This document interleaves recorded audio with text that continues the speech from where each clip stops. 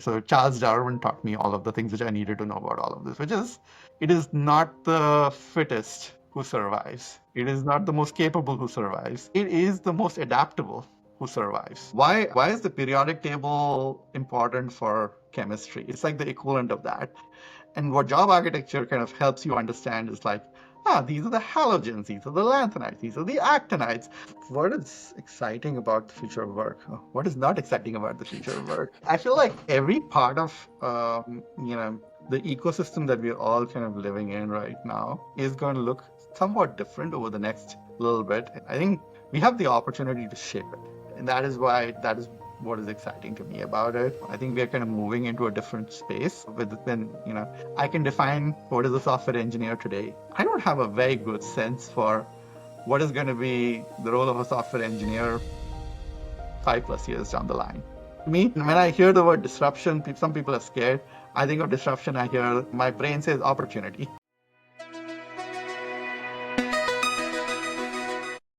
Welcome to the Beyond Brilliance podcast. I'm your host, Rahul Mohan, a senior consulting executive with over 2 decades in the consulting space at the intersection of business and technology. Thank you for joining us as we sit down with experts from HR, tech, data, and AI to provide insights and actionable strategies to innovate a future that blends human ingenuity with cutting edge technology. I'm going to pass it over to my co host, Jay, to introduce our guest for today. Hi, everybody. My name is Jai Gopinathan. With over 2 decades in tech space, I lead data initiatives at a global life sciences and biotech organization. So our guest for today is Abhay Gangadharan. Abhay is a seasoned people operations and organization design leader with over 25 years of experience across startups and Fortune 100 companies. Currently a director at Google, he leads transformative efforts in job architecture, organizational health, and future of work. An eternal optimist and a self-described problem solver, Abhay brings a unique blend of strategic insights, grit, and human-centered leadership to everything he does. Thank you, Abhay, for joining us on our show today. Thank you both so much. Thank you, Rahul. Thank you, Jay, for having me here.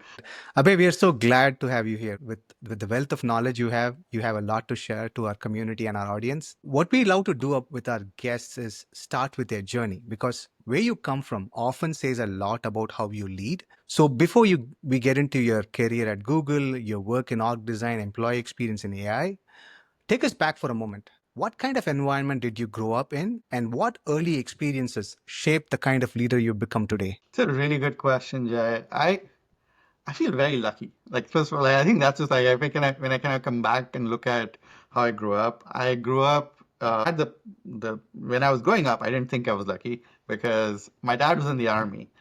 So a very structured environment. I probably studied in like 11 schools over my whatever, 14, 15 years of like schooling that you have.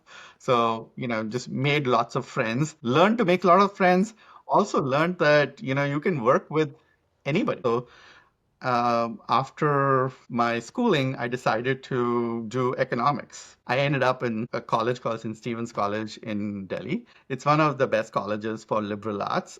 I think that was formative for me because it gave me the space to kind of grow up. Like suddenly from a place where I felt like I was at the top of the class for a long time, suddenly like everybody is the smartest person in the world. I got into student politics. I stood for elections. I fought elections and I won the election. I was the president of the Students' Union. Fantastic experience. Also got me to realize that this is not what I want to do for the rest of my life. And got into my career, which, at that point in time, I was like hired by a hedge fund called D.E. Shaw and Company. He's D. Shaw is he's basically a banker, a hedge fund owner. He was the person who asked his top lieutenants to go and figure out what is this internet thing and figure out like ways to invest. And there were three lieutenants that he kind of had, and one of them was Jeff Bezos, who basically came up with the idea of the bookstore, which D. Shaw decided not to invest into. But he invested into two other areas. And so one of them was a financial company, which was Farsight, which eventually got bought out by Merrill Lynch. And then the other one was a company called Juno, which I eventually joined. I got an opportunity to learn about the internet grounds up. So that was like my entire foray into this space. Thought I was going to work for a hedge fund, and I ended up in tech. And that is like the beauty of your career. You can start where you want, and you'll end up in interesting places, so long as you're kind of up for the journey. Thank you so much for that story. One thing that's kind of emanating from you is the authenticity you bring to this conversation. And let's talk a little bit about the pivotal moments in your career, right? Your trajectory is tremendous. You've worked in startups, you've worked in Fortune 100 companies, and probably one of the most coveted companies in the world. So, is there a pivotal moment within your career that led you to where you are today? I think it was early in my career, Jay. This is like, I think, year two at working with D. Shaw and Juno. So it was interesting because I had this manager who I will never forget, Shalini Singh, because I think a lot of what I learned about management came from how she treated me in my first few years. And one of the things which she kind of instilled with me, and I will never forget this because I was having my first performance appraisal. She's like, Abhay, you will not grow unless you you should not have the word I show up in the next appraisal. If you have the word I, then you are not doing enough to enable your teams. You are not working through others. And it was like probably the best feedback that I've gotten, and also the most terrible feedback that I've gotten from my own self, because I was like, huh, I totally did not understand what I was expected to do. And I took that to heart. To me, that was like the pivotal thing from my vantage point, because suddenly I realized that leverage for me was to come from the teams that I managed. And the amount of impact that I could have could be so much bigger if I was to think about them differently. So that was, I think, the one thing which I remember as like completely changing my perspective. What I learned at Google was it doesn't matter who you are. You have to be able to have a coherent conversation and a point of view on every decision. You have to be able to explain yourself. You have to be able to defend the decision, go back to the principles around it. It was a relearning of everything because suddenly I realized that the people who were working with me were exceptionally smart. They were exceptionally good at what they did. What I needed to do was to be able to get the best out of them, which meant that it's not about providing an answer, it's about asking the right sets of questions. And that just like, it's a very different way of thinking about the space that you're in.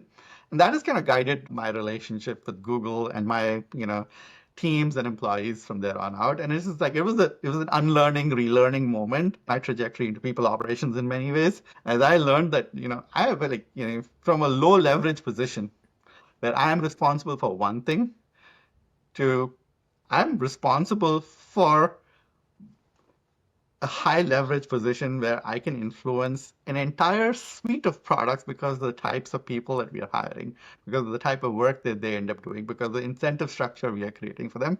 It just feels very different. Like, so I just feel like those are some of the things which I've kind of carried forward as I've kind of gone through my own career.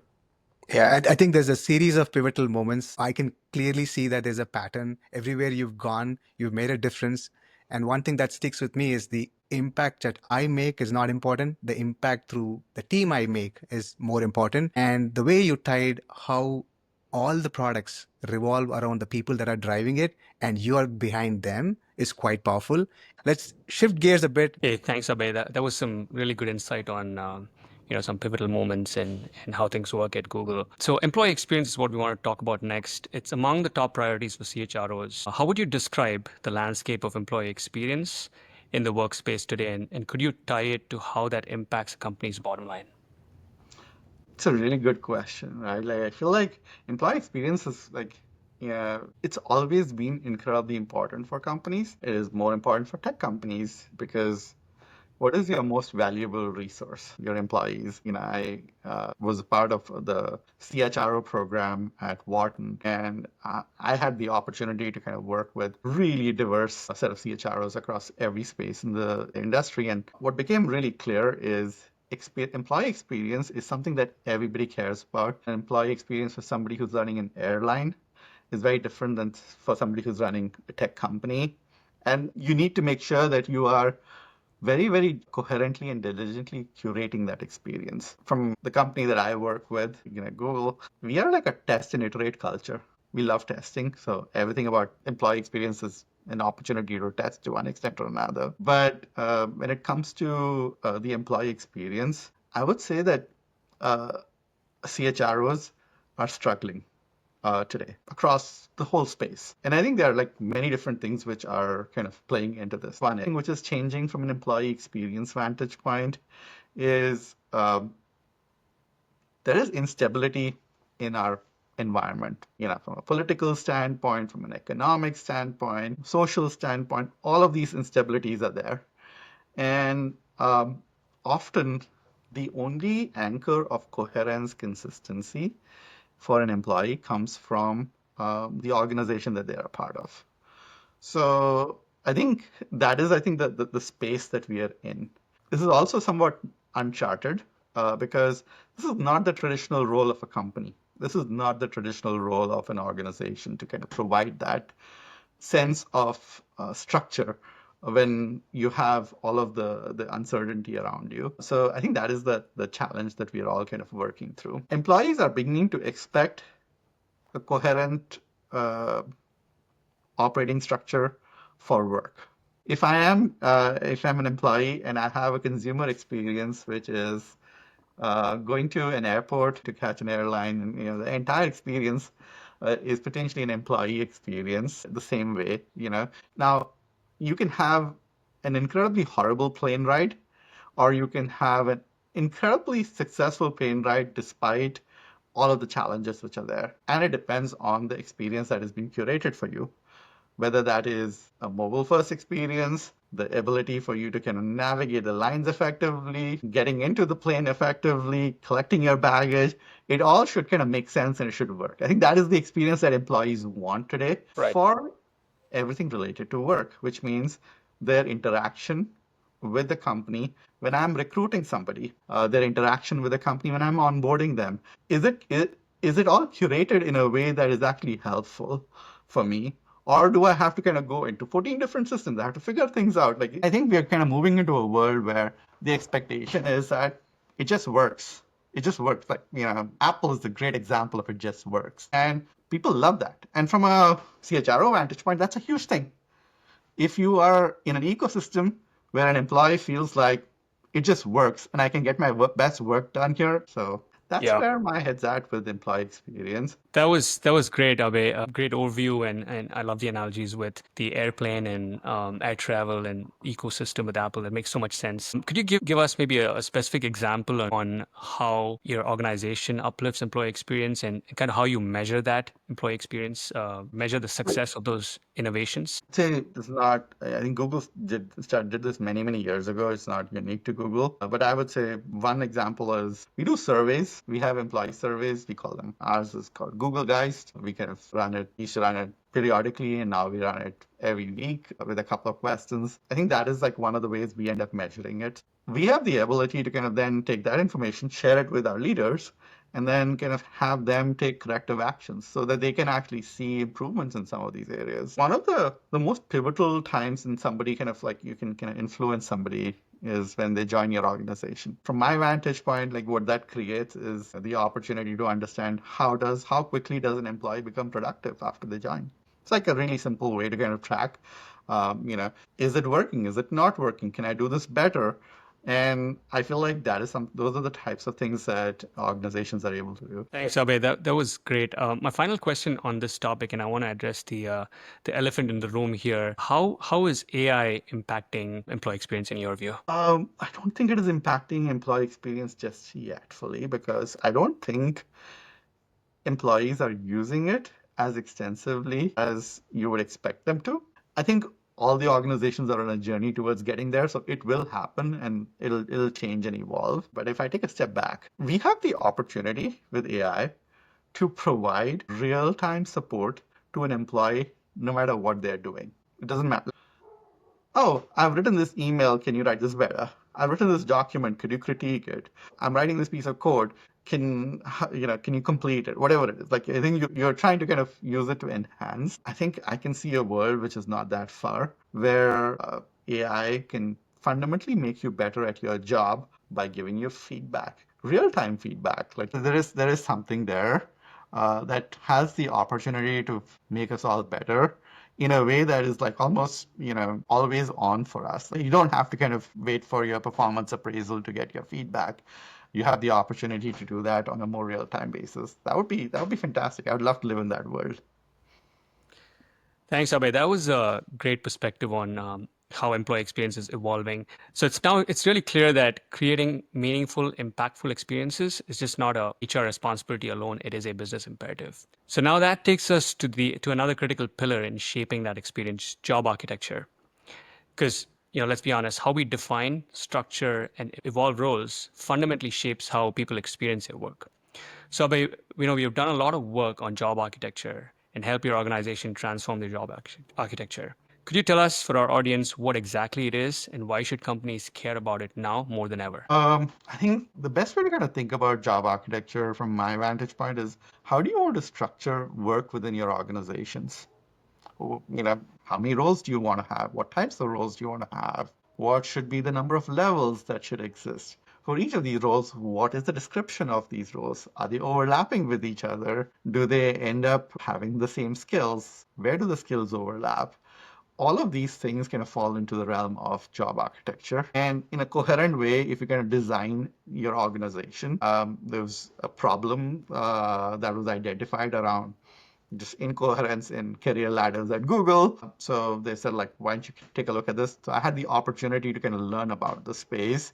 And I was blown away by it because, I understood that as soon as you have a coherent architecture, you have the opportunity to kind of get coherence across your entire life cycle for the employees. So when we talked about employee experience earlier, a lot of that starts with having a coherent job architecture. Maybe this is the best way to put it. Why is the periodic table important for chemistry? It's like the equivalent of that. If you don't have a good grasp on it, you actually are not able to do all the things you want to be able to do in the spaces that you're in. And what job architecture kind of helps you understand is like, these are the halogens, these are the lanthanides, these are the actinides. Like, this is how these are all related. This is like where skills kind of grow, or this is where like the weight kind of grows. Why it becomes really important in the world which we are in, which is going to be the AI oriented world, is this is also the fundamental truth of roles in your organization. The more coherent this information is, the more easily it's accessible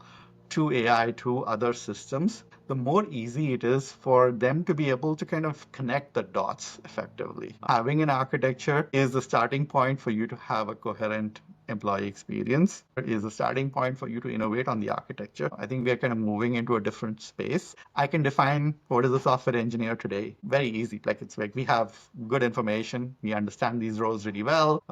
We have thousands of people on these roles. I don't have a very good sense for what is going to be the role of a software engineer 5+ years down the line. I think that is being figured out.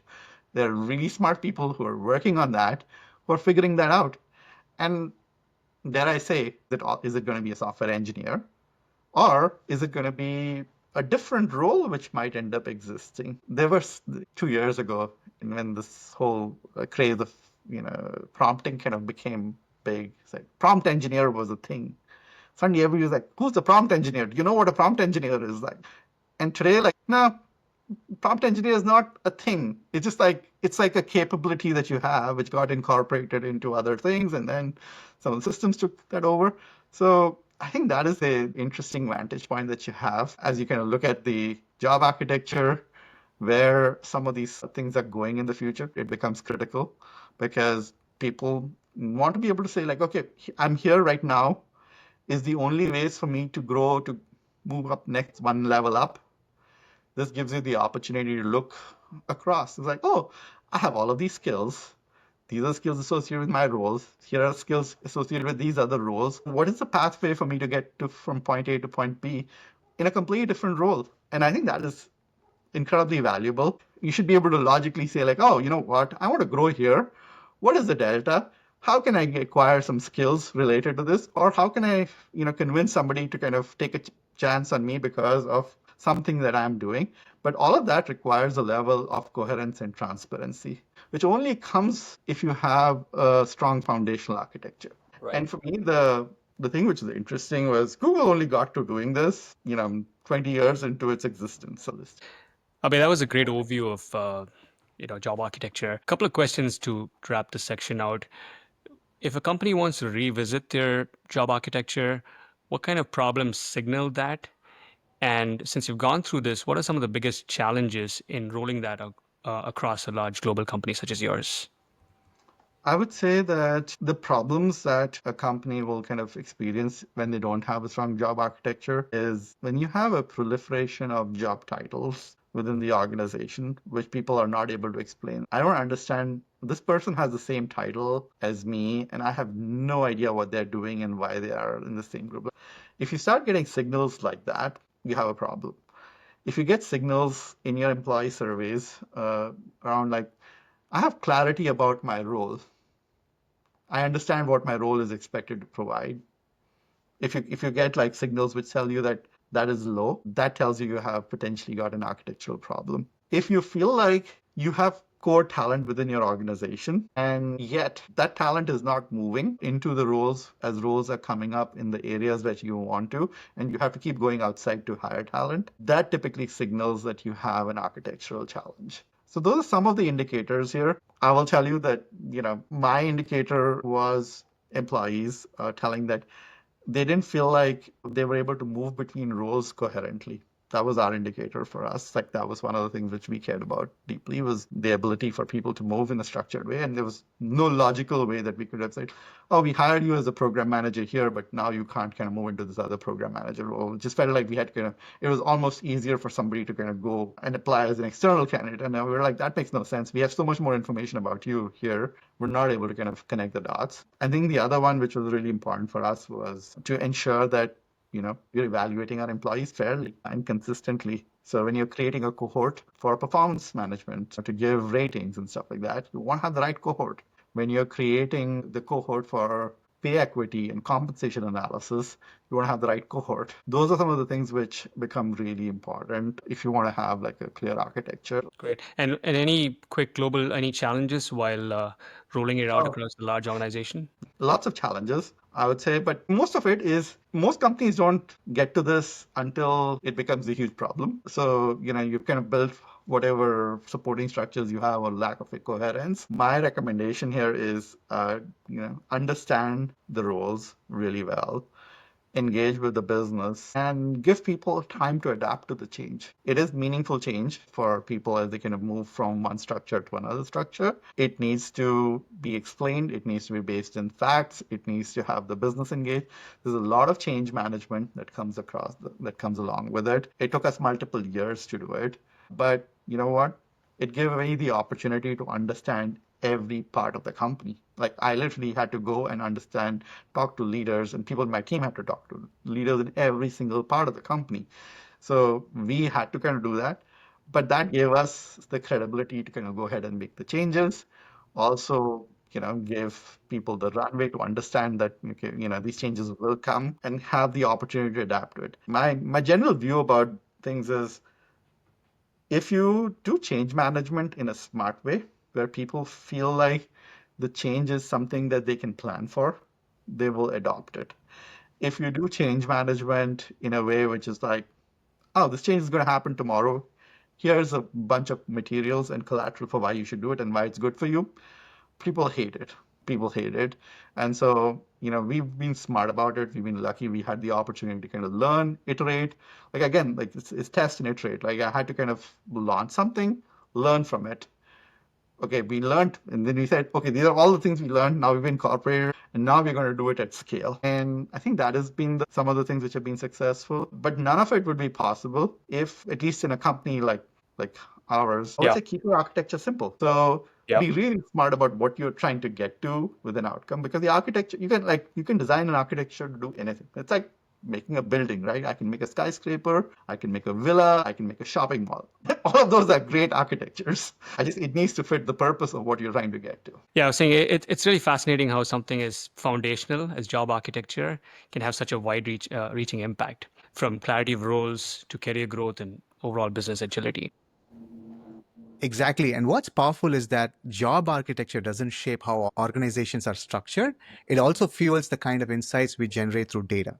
That brings us to the next section of our segment, which is people analytics. What does people analytics mean to you, and why is it more than just HR reporting? I was not familiar with people analytics for the longest time. It's a function which, after coming to HR here at Google, I realized that there is a function which is dedicated to understanding how employees are, getting their work done, the experiences they are having, how they're navigating through this entire ecosystem. So, people analytics from my vantage point is using data and intelligence to help our employees, our leaders, our customers eventually make really good decisions. And it's not much different than any analytics function you would expect in other parts of the organization. You have folks who are creating data pipelines and engineering. You have folks who are doing the dashboards and the reports and all of that. And you have the consultants who are kind of thinking about how can you kind of solve a particular problem? How can you kind of mishmash all of those pieces into one frame?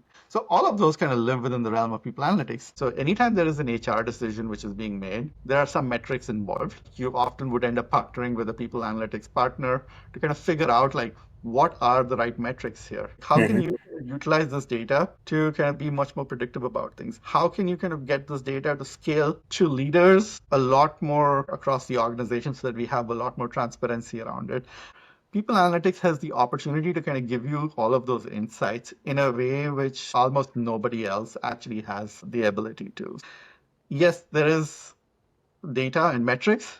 And then there is what I would say the social science part of it, which needs to come together on this because you're trying to figure out motivation, you're trying to figure out retention, you are trying to figure out like what will actually make an employee tick. You're trying to get all of these things to kind of come together in one coherent frame. So I think that makes it incredibly powerful. And in a company like Google, which is probably like 100,000 plus people company, what are some of the biggest barriers to scaling people analytics across the business? How did you go about it? I would say it comes back to the vision that the people operations leaders had in the space. So some of the people who actually have defined the space of people analytics actually probably are at Google. They're like HBS case studies written on their work. So I would say that's, I think, the frame that I would kind of take is that it requires like top-down investment from an HR vantage point. It is definitely a function which is funded centrally. It is not something which is distributed across the organization. If there is a people decision, there is potentially data analysis and best practices, which we could kind of get to the table. And I think Google has been able to do that. I think that a lot of other companies are doing some of this incredible work too. So Got it. And what's clear from your approach, Abhay, is that people analytics isn't just about tracking metrics. It's about anticipating the change, shaping the strategy, and ultimately building organizations that are ready for what's next. Let's zoom out a bit, right? So you're not just leading in today's world, you're also helping shape tomorrow's. And you said you're at the crossroads of people, nations, and AI. So can you tell us what excites you the most about the future of work? what is exciting about the future of work?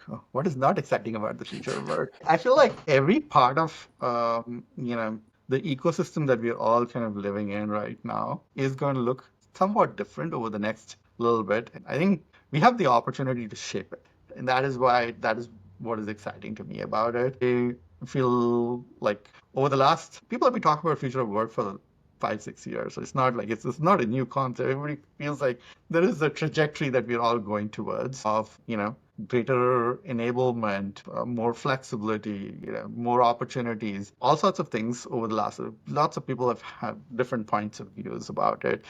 During COVID, future of work became like, oh, everything's going to get remote. So everybody kind of has defined future of work in like interesting narrow silos over the last little bit. For software engineers, like what is the role of a software engineer in the future? I don't know. There's going to be definitely a role of a software engineer type thingy. What that is going to look like in precision, I think we're all trying to make sense out of it. They're really smart people who are trying to kind of figure this out. And almost all of that requires experimentation. Now, let's take the role of a product manager today. A lot of product managers are somewhat technical, at least in my workspace, they're somewhat technical, but they have to lean on engineers to do prototyping or a UX designer to do prototyping. Um, you know, I can see a world where a product manager should be able to create inexpensive prototypes very, very quickly, um, on their own. Like you can kind of get to the initial path much faster before you had to kind of go and like seek out like, okay, give me some engineering resources, let me coordinate all of that. You have the ability to kind of move that ball forward a lot more efficiently right now. So I think that creates incredible opportunities. What does that mean? It doesn't mean that we are not going to need product managers. We need people who are thinking about product management. But what is the role of a product manager? Role of a product manager might end up being I need to understand the user incredibly well. I also need to have a point of view on what can work in the marketplace. Instead of doing one prototype or two prototypes, I can do 150 prototypes. Now, what does that mean? That means that, 95% of them will probably not be as great, but the 5% which will be great will be exceptionally good. So I feel like you have the opportunity to play some of these roles out in the future, looking differently, which also means that, um, okay, if I had this, then what else is needed? But given where Gen AI is today, it has the opportunity to impact almost every single role out there. And that I think is incredibly powerful. We're not doing this role by role by role. We're going to see this across a whole swath of roles, which is like super interesting. It is scaling really fast, and that is incredibly interesting. A lot of people are scared of disruption. Me, when I hear the word disruption, some people are scared. I think of disruption, I hear my brain says opportunity. I think we just have to kind of start thinking about all of these things as opportunities. I think opportunities will create more space for innovation. Makes sense. You talked about CEOs not experimenting, companies not experimenting. It seems like they're playing defense instead of offense. So what does it look like to play offense in this space?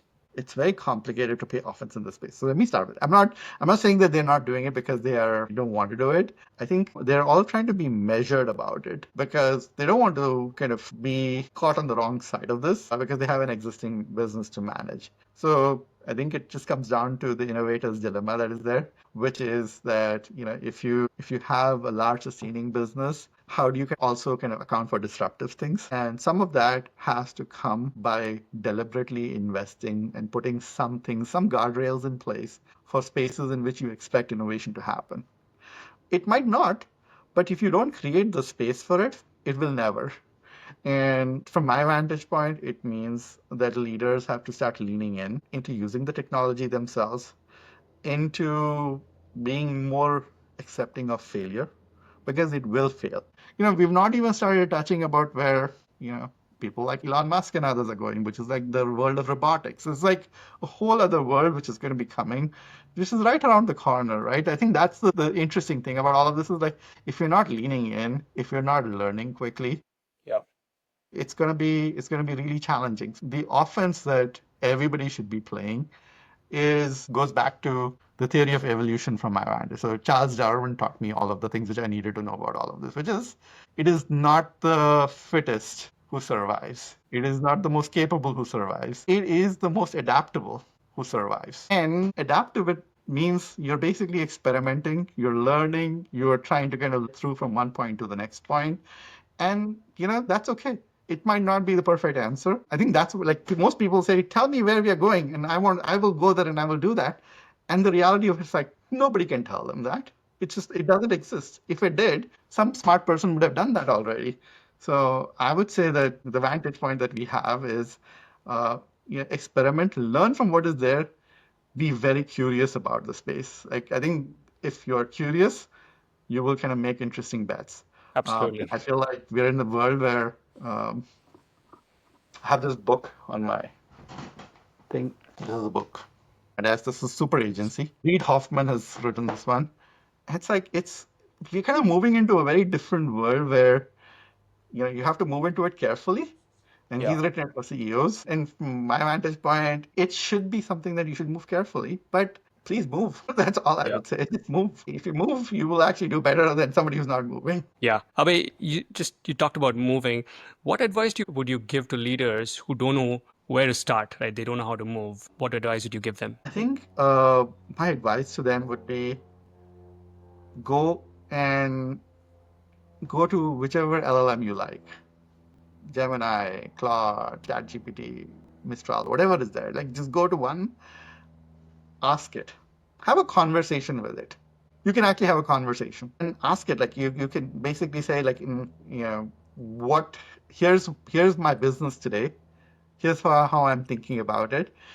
And if that does not end up completely blowing your mind away, then there is something which is missing. Like it should completely blow your mind and say like, oh, that is interesting. It gave me a very different way to think about something.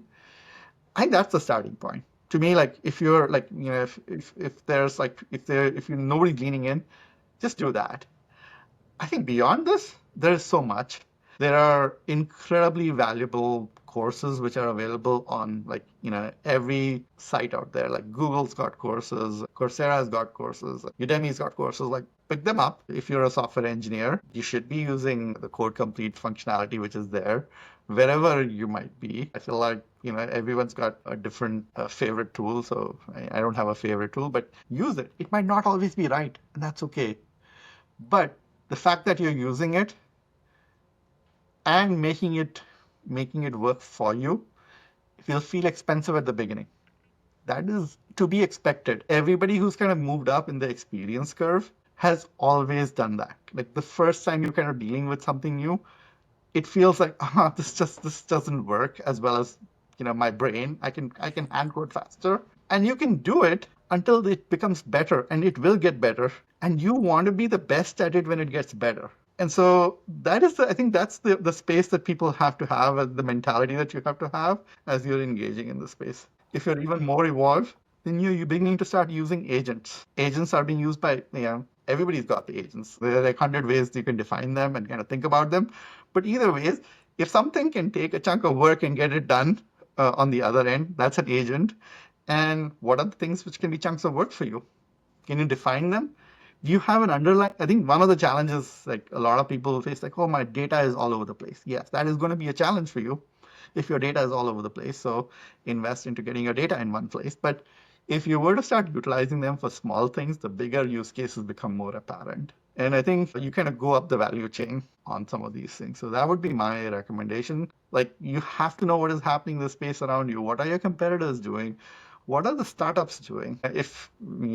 If you want to be a player in the space, then you have to have knowledge about all of these. And that would be my advice, at least to folks who are not leaning in quite as much.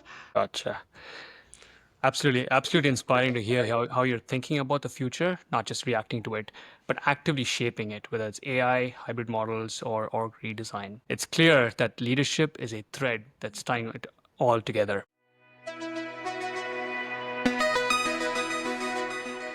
I think it comes down to psychological safety in many ways because people are like, like I'm going to hedge. I learned from this really smart book that I read, which is called The Goal, about the theory of constraints. It fundamentally, re-architected how I think about work.